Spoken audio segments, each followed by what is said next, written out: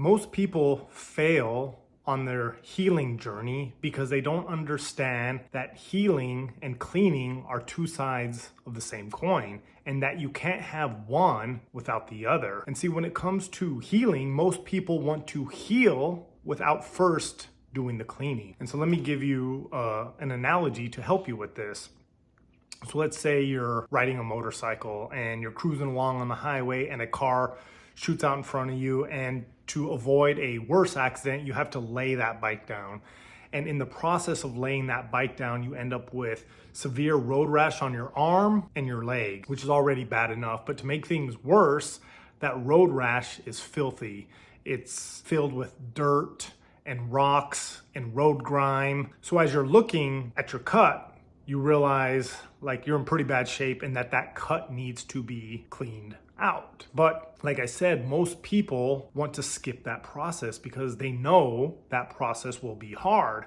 So what do? They wrap up the cut with some bandages and they down a lot of painkillers to numb themselves, and they kind of hope for the best. But the problem is, as you can assume, we didn't address the root cause of the issue, which was all the filth and dirt inside that cut. And see, obviously in this analogy, a cut represents a trauma or an illness or addictions or any type of negative energy that is preventing you from being the best version of yourself. So when you find yourself in this scenario, you've really got one of two choices, right? You can just try the general easy healing and hope for the best, or you can do the hard work and clean that cut out first, which, by the way, is the only way to properly heal that arm, right? And see, again, what most people do is they cover it up, and what happens initially is maybe that arm and leg initially gets better, the skin grows back, but that cut begins to fester under the surface. And the longer you wait to address it, the worse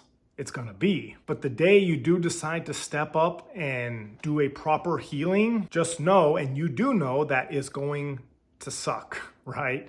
In fact, that process of cleaning out, of reopening that wound up and cleaning it out, might just be more traumatic and more painful than the initial road rash incident. But like I said, it's the only way to heal. So, there are a lot of different healing modalities out there, and obviously some are better than others, and there are multiple ways to the top of the mountain. So I'm not saying one way is necessarily better than the other, but the Shipibo style of medicine is very good at cleaning out the negative energies. And again, the negative energies are representations of anything that is preventing you from being better, that is preventing you from healing. So I challenge you to step up and do the cleaning, because you cannot heal unless you clean first. So let me know how I can help. And if you are enjoying these videos, please like them, share them, and subscribe to the channel. Thank you very much. See you on the other side.